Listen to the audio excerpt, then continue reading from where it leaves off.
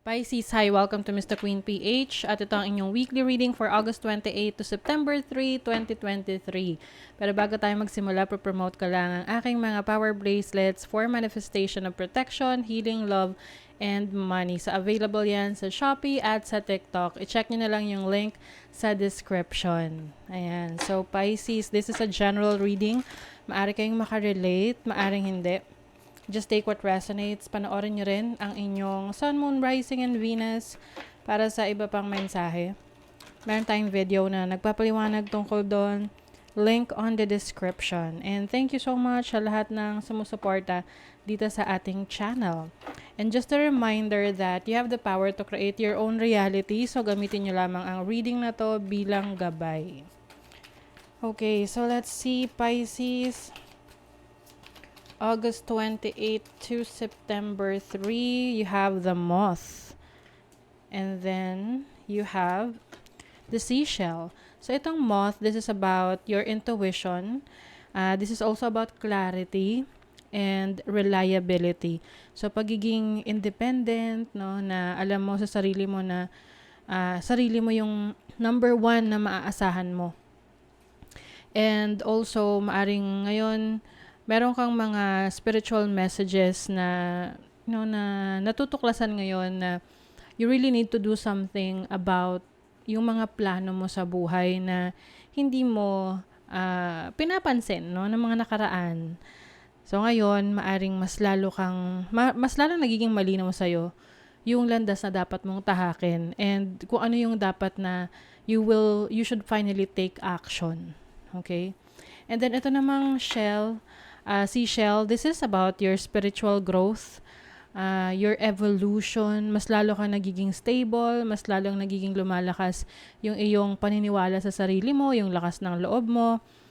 And I think for some of you, okay lang naman na maging, minsan parang nag-e-enjoy ka sa buhay, no? Kasi gusto mo na maranasan yung mga yung effort, yung rewards mo sa sarili mo. But also, some of you are realizing your responsibilities. Responsibility mo sa sarili mo, sa mga taong mahal mo, at dun sa mga kinuha mong commitment. So, mas nagmamature ka na ngayon. Okay, so let's see what else for you, Pisces. Sight. Detach your emotions from situations that you cannot control. Ayan. So, pagiging wiser nga, no? Ang owl kasi it symbolizes wisdom. So, maaring yung iba sa inyo, hindi na kayo masyadong, you don't want drama in life. Oo, kasi yung iba sa inyo parang mas lalo kayong nasa stress kapag hinahayaan nyo na ma-involve kayo sa isang drama, no? It can be a drama sa relationship ninyo, sa family. So you're going to detach your emotions to those that you cannot control. You also have divine service. How can you serve yourself better? Yes. How can you take care of yourself better? By being more independent and self-reliant.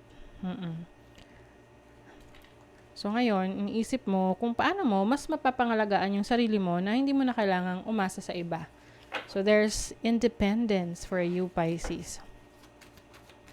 Let's see your overall energy. No overall energy ng mga Pisces. You have the Fool. Oh, ayan. This is trying new things. Walang walang takot. Oo, maaring magte-take kayo ng risk in starting something new. Maaring at this point you want freedom, no? Gusto mo magkaroon ng kalayaan na kung saan nagagawa mo yung gusto mo nang walang nakikialam sa'yo. So, actually, pwede naman natin talagang gawin yan. At magagawa lang natin yan kapag hindi na tayo umaasa sa iba. Kasi syempre, kapag merong mga tao na nagsusupport sa atin, syempre may expectation sila na kailangan ganito yung ibabalik mo dahil ito yung ginagawa ko para sa'yo.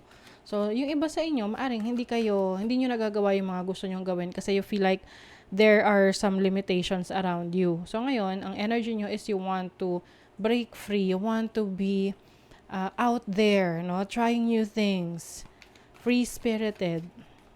This is your challenge, the Hanged Woman. Okay, sometimes you overthink things, no? May mga pagkakataon na iniisip mo, what if ganito? What if hindi ko pala kaya? What if magka-problema lang ako kapag hinayaan ko na ako lang on my own? So, paano kayo matututo, 'di ba? So, this is your opportunity. Ace of Pentacles. You have the opportunity to start something new. Can be a new career, a new job, a new experience na mas practical para sa'yo. So, maari ring meron kang tulong na matatanggap galing sa isang tao na nagki-care for you. Example, no? Bibigyan ka ng puhunan para sa negosyo or trabaho na kung saan kaya mo nang suportahan yung sarili mo. And some of you naman, if hindi naman to related sa pagiging, independent, dahil kayo mismo independent na kayo even before you heard about this reading, this is about a new opportunity na susubukan mo na maglalakas loob ka na gawin. Yung iba, natatakot, nagdadalawang isip, but eventually, this is a good opportunity for you to grow, to finally be on your own. This is your blessing, Page of Cups. Ito yung parang bagong baby. Meron kayong bagong baby. Pwedeng literal na baby, may blessing na baby para sa'yo, sa family mo, or someone na mahal mo sa buhay. Or meron kang bagong baby na metaphorical na aalagaan mo, no? This can be a pet, pwedeng pet, pwede rin namang sasakyan, or anything na merong halaga sa'yo. Okay? Merong malaking value para sa'yo. So, you will take care of that. Kaya nga may yung iba sa'yo nagkakaroon na kayo ng sense of responsibility, na ito na, mas mature na kayo, mas kailangan nyo ng maging resourceful, no? For you to be able to provide for your loved ones and especially for yourself. Inheritance. Yung iba sa inyo merong matatanggap na mana. You have Saturn in Scorpio in the 8th house. Yes, 8th house is other people's money. Ang inheritance, hindi lang yan pera, no? Pwede yung talento, galing. Diba sasabihin ng parents natin, nakuha mo sa akin yung galing mo sa pagkanta, pagsayaw, or pagluluto, diba? Ganon. So, I feel like you're going to tap into your talents and skills na namana mo sa ancestors mo, sa mga magulang mo, or sa lolo't lola mo na related sa family mo. You also have Moon in Libra in the 7th house. 7th house is about relationships, connections, partnerships. I think you're going to care for the people na alam mong totoong nagmamahal sa'yo at nagkikare para sa'yo. And ito rin yung time na mas maliliwanagan ka kung sino talaga yung may pakialam sa'yo, yung merong concern sa'yo, yung totoong nagmamahal sa'yo. Yung merong pure intentions. Some of you naman, maaring magkakaroon ng business partnership, or collaboration with some people para sa isang project. Triumph over troubles and obstacles. Eagle. Kahit may challenges kayong kakaharapin ngayong week na to, kayang-kaya nyong i-handle yan. Kayang-kaya nyong malagpasan. Bird flying. Puro mga flying to. News is on the way. Parang you are reaching new heights. Mga bagong experiences na kung saan mas mataas yung perspective or mas mataas yung level niya kaysa sa dati. Merong magandang balita. News is on the way. Diba? May owl na naman. Sa iba sa inyo, ang inyong spirit animal ay owl. Good advice from a wise person. So, I think yung iba sa inyo, you are going to ask for an advice sa isang tao na alam mong inspiration mo or someone that you look up to, no, na magbibigay sa'yo ng advice or ideas and inspiration.